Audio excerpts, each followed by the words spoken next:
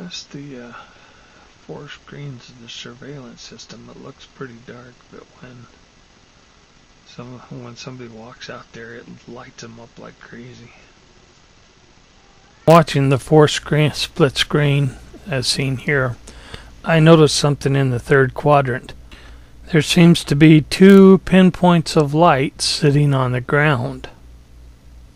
And so I zoom in to look a little bit closer. I took a freeze frame and it shows the two pinpoints of light on the ground very nicely.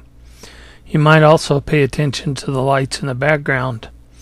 Those are probably neighbors off in the distance, about 2 miles away. But pay attention to where they're at and what they're doing, because I believe things will change. In order to bring up more detail, I start playing with contrasting in color, hue, and so forth, and saturation. And it definitely looks like there are two objects emitting light sitting on the ground. I tried playing with the hue and saturation a little bit, and this is about as good as I can get it to get detail and so forth, and it's starting to pixelate out. A few moments later in the same quadrant, I noticed a light come on near the lights in the background, and I thought, well, maybe it's just a light of the house. But as I was watching it, it started doing a very curious dance.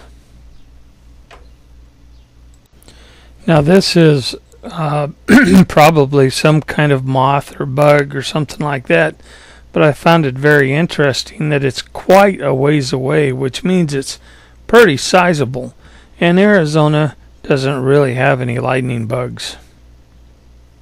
As the light goes up and rejoins the other three lights up there, I noticed to the right that the other light now has a companion, but the companion is blinking. It's the blinking one in behind the tree on the very far right, that is sometimes there and then sometimes it's gone, that you can't see out there. The others are lights you can identify. It just came back, that's why I'm filming it. The flashing light looked to me like the light that's on my computer that flashes whenever it's off doing processing. Kind of reminded me of that. I think I'll go see if I can catch it with the camera out there. Maybe it'll show up on the camera even though you can't see it.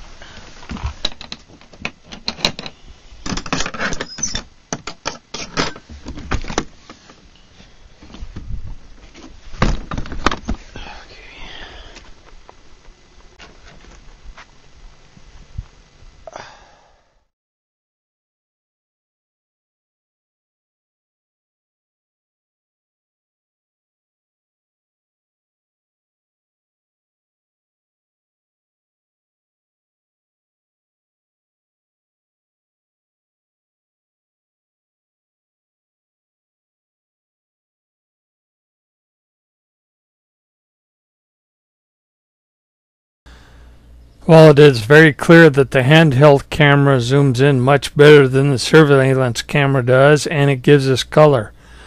This is something strange. I don't know of anything lights like this that should be in this area. This is David as he went outside to take pictures of the lights that were in the sky. Now remember, when I first took on this project, we were going to try to figure out what was causing these problems with the trailer, what was knocking on the trailer. And I don't believe we're any closer to figuring it all out as we were before.